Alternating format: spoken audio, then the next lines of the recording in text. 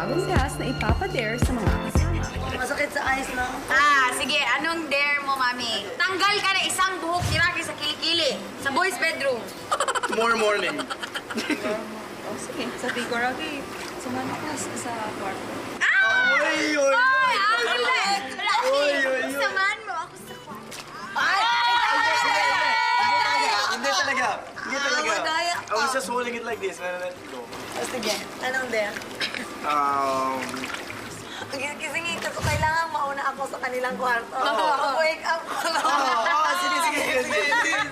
Yuri, dapat mapasuot mo siya ng t-shirt at pantalon! Itago mo tsinelas niya. Hirap pa yan, no? Deadline.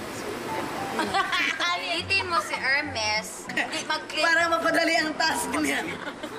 Hindi kasi palagi siya nakatali. From breakfast to... Lunch. Okay, okay. Ano yung sayo?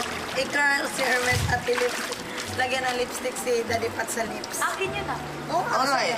Subuan mo si Pat. Sabihin mo sa kanya, ay, Kat, ako muna dito umupo.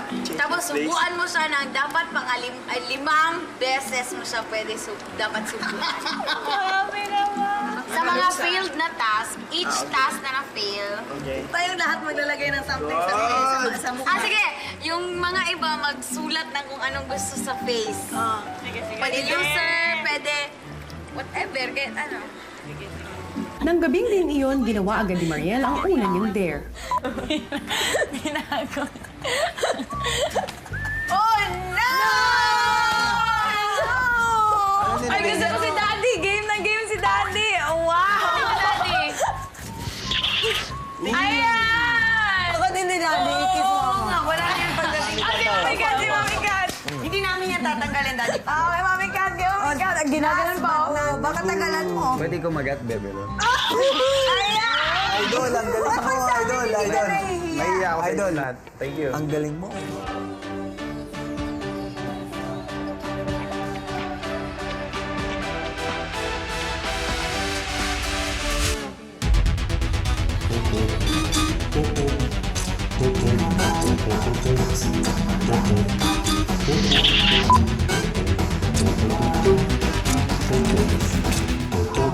Ang nominado ding si Rob tinangka namang gawin ng dare sa kapwa nominadong si Yuri. Sorry if I... Bakit muna? Ito na lang muna. Ito na lang. This one, and something else sa top mo. Ako ba? Ay, muna. Wala lang. Kasi it looks better, trust me. Pangit ba damit ko? Pangit ang damit ko? Dahil hindi makadiskarte kay Yuri, si Rob kinausap na lang si Hermes para sa kanyang isa pang dare. From breakfast, starting ng breakfast, hanggang lunch, huwag mo italing buhok mo. Bakit? I-open mo yung buhok mo. Bakit? Basta, Bakit? pag gusto mo, Bakit? anong bago bakit? Ewan ko. Parang bagong gising na yung ano. Okay lang yun. Ay. Nang pumasok si Patrick ng banyo, si Kat naman ang gumawa ng kanyang unang dare. Tapos recharge yung mga batteries. Sayang.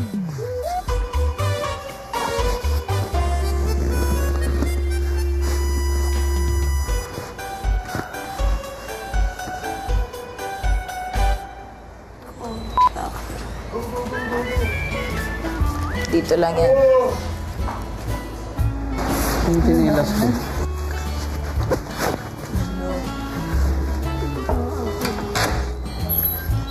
Yes.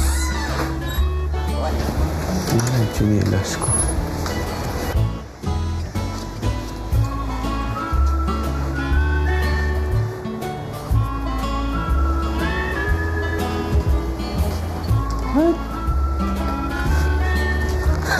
Tingnan mo, no? Nasaan? Chinelas ko. Ba't ka tumatawa? Iniwan ko talaga something to you. Nag-iisa lang yun. Nagtitipan niya ako. Diba? Hanggang sa agahan, hanap pa rin ni Patrick ang kanyang tsinelas. Si Sam naman, naghanda na rin isagawa ang plano niya. Sige na. Ayoko. Pinapahiya si Sam, oy. Papahiya mo si Sam. Oy, Napapaya si Sam. Sam, ikaw nga yung lumapit para na makita yung nag-e-effort.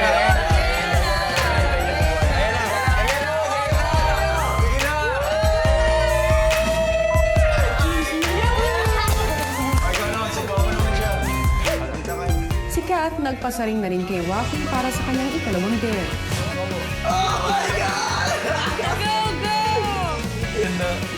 Sige, teka lang. Relax ka lang. Oh, relax! Kailangan ko, tanggalin mo t-shirt. Lamig na kamay mo! Sigurado ka? Tapos? Bakit kailangan tanggalin? Siya na magtanong. Sige, Hindi, karapatan ko rin yun. Siya na humingi ng pabor sa akin. nag-promise ka. Promise ka kahit ano. Hindi mo.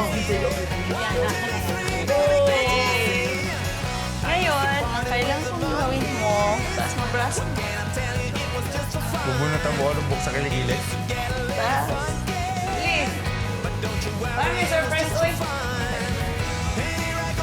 Holy crap! Sige. Holy crap!